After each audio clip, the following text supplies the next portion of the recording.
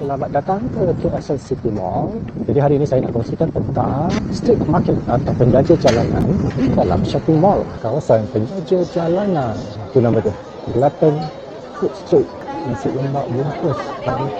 Ada yang coffee tea, ada milk tea, ada oyster musa, Taiwan oyster, ada bingsi, fruit juice, ada burger, yum burger, fish ball, chicken shop.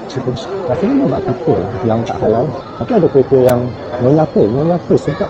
Bangkok food, ada makanan Thailand. Tapi di sebelahnya ada juga pisang goreng, kacang belacan, ada nasi goreng Amerika. Sebelah sini, ini makanan Arab, shawarma. Ada dia tekan. Mahal RM191. Ada jus tebu segar, dia manis. Ini guys. Kus-kus Mekah. Kelapa segar. Ada kedai mama. Mau kari laksa satu? Ini cakwe.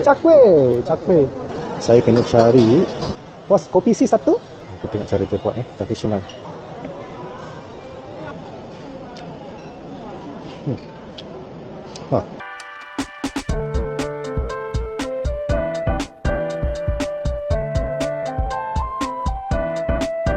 Dikeras. Sedap memang sedap. Rasa cakwe yang menarik.